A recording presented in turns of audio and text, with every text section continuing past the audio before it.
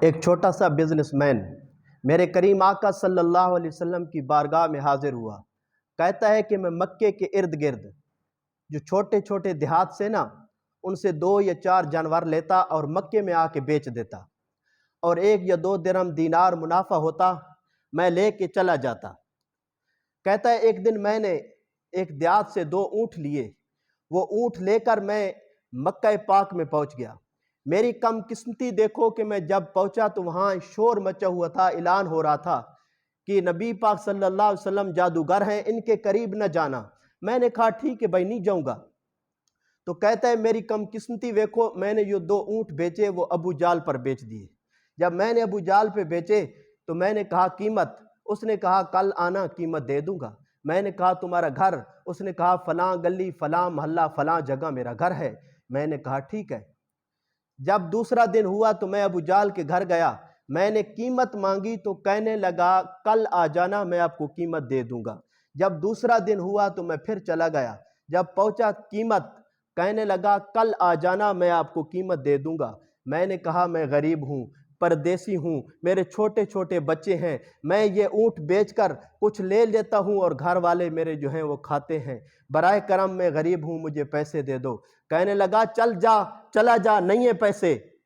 تو میں بہت پریشان ہوا، واپس پلٹا، راستے میں کسی سے پوچھا کہ مکے کے چودھری کہاں بیٹھتے ہیں؟ کہا وہ مکے کے سامنے دیوار کے سامنے یہ چھوٹی چھوٹی ٹولیاں بنی ہوئی ہیں نا، یہ مکے کے سردار ہیں۔ کہتا ہے میں پہنچ گیا، جب میں پہنچا تو میں نے دیکھا کہ ابو لہب بھی موجود ہے، ابو سفیان بھی موجود ہے، عتبہ عتیبہ بھی موجود ہے، شیبہ بھی موجود ہے۔ میں سامنے جا کے کھڑا ہو گیا کہ مکے کے چودھریوں کچھ تو میری مدد کر دو۔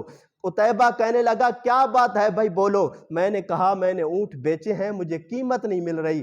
کہنے لگا وہ کون ہے جو ہمارے ہوتے ہوئے تجھے قیمت نہ دے؟ میں نے کہا ابو جال۔ تو سب کی گردنیں جھک گئی۔ کہنے لگا بھائی وہ تو ہم سب غنڈوں کا بڑا غنڈہ ہے، اس سے کون پیسے لے سکتا ہے، چلا جا۔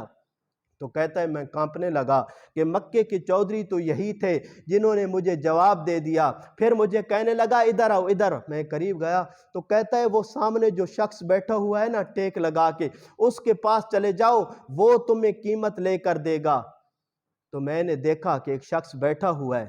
کہتا ہے نعوذ باللہ اس نے تو مزاح کیا۔ وہ کون تھے؟ وہ محمد مصطفیٰ صلی اللہ علیہ وسلم تھے، میں بھی نہیں پہچانتا تھا۔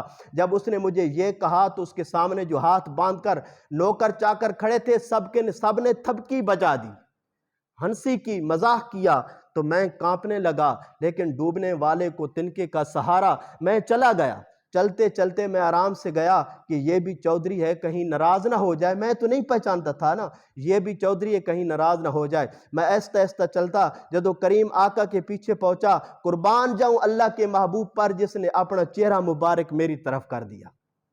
اور میرے کریم آقا نے 2 جملے بولے، ایسے جملے بولے کہ مجھے بچھڑی ہوئی ماں مجھے یاد آ گئی۔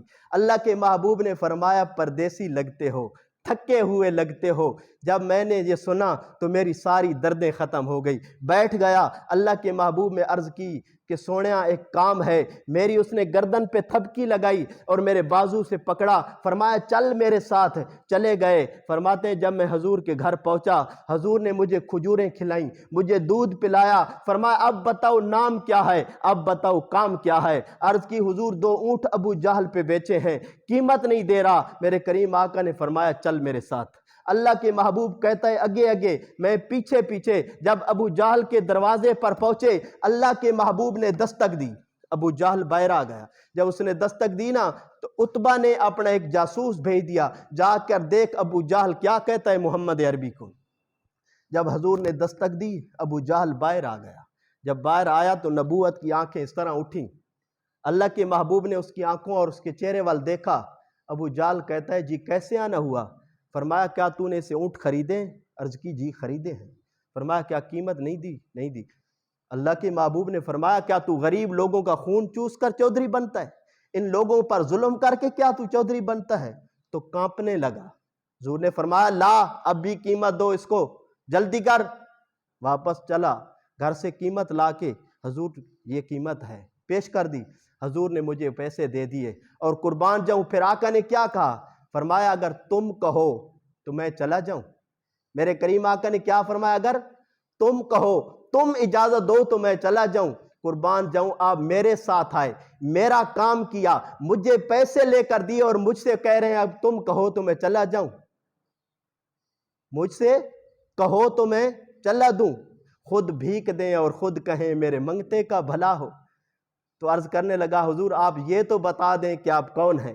میرے کریم آقا صلی اللہ علیہ وسلم نے فرمایا تمہارا کام ہو گیا، تم چھوڑو۔ اللہ کے محبوب چل پڑے۔ وہ جو جاسوس چوک پہ کھڑا تھا عتبہ کا، اس نے بازو سے پکڑا، کہنے لگا ٹھہر جا، یہی تو کہتے تھے کہ یہی تو جادوگر ہے۔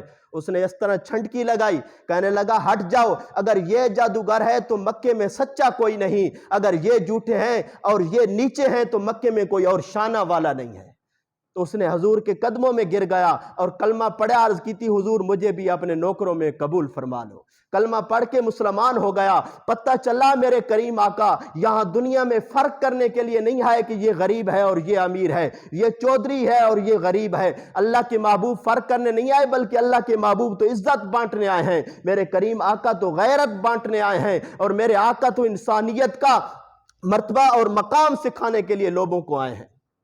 اللہ کی محبوب صلی اللہ علیہ وسلم کسی کی بےزتی کرنے نہیں آئے۔ جو آپ بےزتی کرتے ہیں ان کو سمجھنا چاہیے کہ محبوب کا طریقہ کار یہ نہیں ہے۔ ان کو پتہ ہونا چاہیے کہ اللہ کے محبوب صلی اللہ علیہ وسلم کے طریقوں پر چلو گے، ہر امیر غریب کو اپنا ہی سمجھیں گے، اپنا ہی جانیں گے، ان کی عزت کریں گے، تب جا کے محبوب کی غلامی میں پیش ہوں گے۔ ایسے نہیں ہوتا کہ یہ سمجھو کہ یہ تو غریب ہے، یہ تو فلاں ہے، یہ تو فلاں ہے۔ جب انسان فرق کرتا ہے انسان خود گر جاتا ہے۔ کوئی نہیں کسی کی شان اور مقام نہیں گھٹتا، کیونکہ عزت بھی رب عطا کرتا ہے اور ذلت بھی رب عطا کرتا ہے۔ وما علینا الا البلاغ المبین۔